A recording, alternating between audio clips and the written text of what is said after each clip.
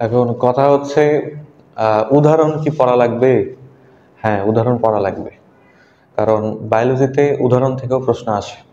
বোঝা গেল?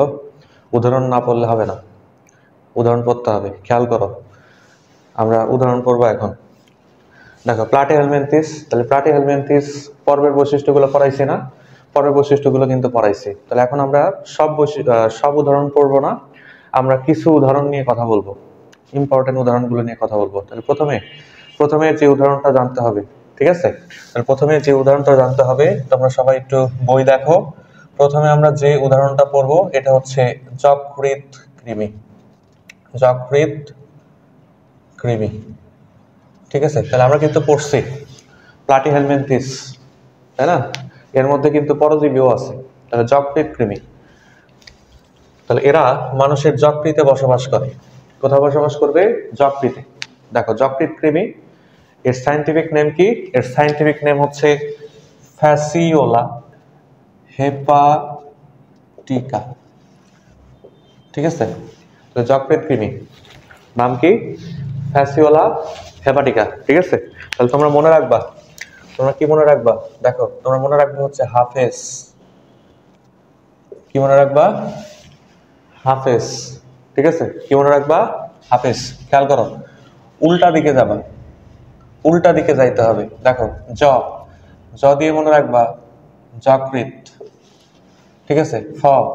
ফ দিয়ে মনে রাখবা ফেসিওলা, ফেসিওলা, ঠিক আছে? এরপরে আছে কি? হ দিয়ে কি হবে? হেপাটিকা, ঠিক আছে? আশা করি এই টেকনিকটা তোমাদের ভালো লাগবে। তাহলে ফেসিওলা হেপাটিকা কি মনে রাখা লাগবে? হাফেজ। বোঝা গেল? তো যকৃৎ কৃমি কোন পর্বের? প্লাটিহেলমিনথেস পর্বের, ঠিক আছে? তাহলে তোমরা খেয়াল করো, এই যে হেপাটিক, তাহলে হেপাটিক শব্দ বা এই টার্মটা তোমরা কোথায় ব্যবহার করো? তাহলে আমরা যকৃতের যতগুলো বিষয় নিয়ে পড়ছি, যেরকম হেপাটাইটিস, তাই না? তাহলে যখন যকৃতে ইনফেকশন হয় তখন সেটাকে কি বলা হচ্ছে? হেপাটাইটিস। তারপর হচ্ছে হেপাটোমেগালি, যকৃৎ যখন বড় হয় তখন এটাকে কি বলা হচ্ছে? হেপাটোমেগালি বলা হচ্ছে। তাহলে এই যে শব্দটা হেপাটো, তাহলে হেপাটো শব্দের অর্থ হচ্ছে কি? যকৃৎ, ঠিক আছে? তাহলে ফ্যাসিওলা হেপাটিকা, যকৃৎ কৃমি। ওকে, এরপরে দ্বিতীয় যে উদাহরণটা অবশ্যই অবশ্যই মনে রাখতে হবে, এটা হচ্ছে শূকরের ফিতা কৃমি। কি পড়তে হবে? শূকরের ফিতা কৃমি, শূকরের ফিতা কৃমি। তাহলে শূকরের ফিতা কৃমি এর সায়েন্টিফিক নেম কি হবে? খুবই সহজ, ঠিক আছে? খুবই সহজ। দেখো, তানিয়া,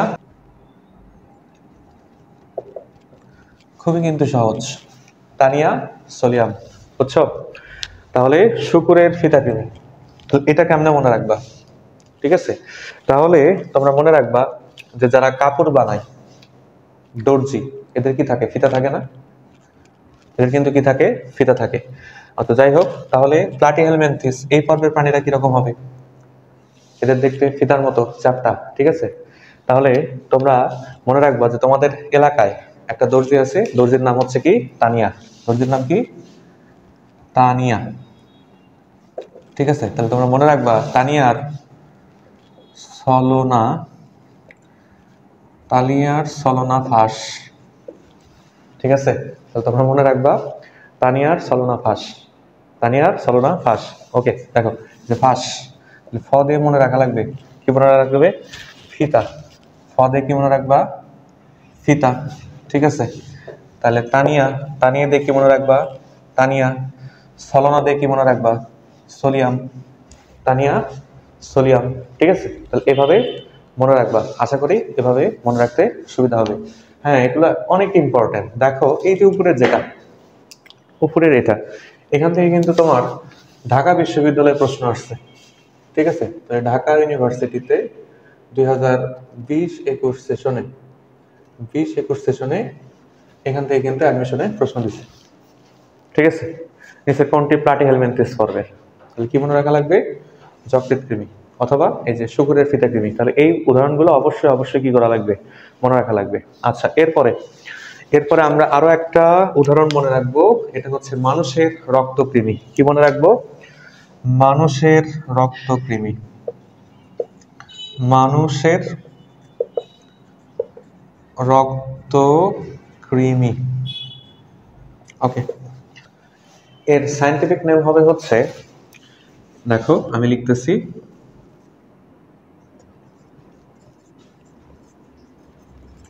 ক্রিস্টোসোমা ম্যানসনি। তাহলে এর সায়েন্টিফিক নেম কি হবে? ক্রিস্টোসোমা ম্যানসনি। তাহলে মানুষ, তাই না?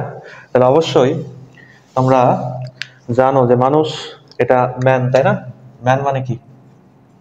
মানুষ। তাহলে এখানে কি আছে দেখো, ম্যান।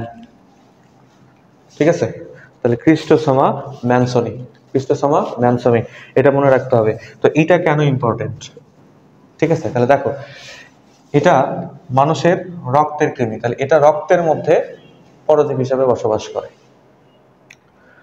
ঠিক আছে, তো এই পরজীবটার কারণে মানুষের এক ধরনের রোগ হয়।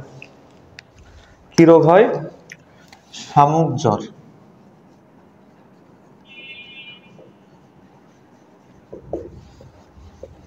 ঠিক আছে, তাহলে এই পরজীবটার কারণে এক ধরনের ডিজিজ হয়, নাম কি? শামুক জ্বর। এটা কিন্তু খুবই ইম্পর্টেন্ট। ঠিক আছে, তাহলে এখান থেকে প্রশ্ন দিবে যে শামুক জ্বর কেন হয়? তাহলে শামুক জ্বর কেন হয়? এই পরজীবটার কারণে, ক্রিস্টোসোমা ম্যানসনি, মানুষের রক্তের কৃমি। ঠিক আছে, তো দেখো এই প্রশ্নটা যদি আসে, আমার বিশ্বাস 80% স্টুডেন্ট অ্যান্সার দিবে হচ্ছে মলাস্কা পর্বের প্রাণীদের জন্য। কিন্তু আসলে এটা মলাস্কা পর্বের প্রাণীদের জন্য কিন্তু হয় না। এটা কেন হয়? প্লাটিহেলমিনথেস পর্বের প্রাণীদের জন্য। তাহলে প্লাটিহেলমিনথেস পর্বের একটা প্রাণী, মানুষের রক্তের কৃমি, এই প্রাণীটার কারণে কি হয়? এই প্রাণীটার কারণে হচ্ছে শামুক জ্বর হয়। তাহলে শামুক জ্বরের সাথে এর কি সম্পর্ক?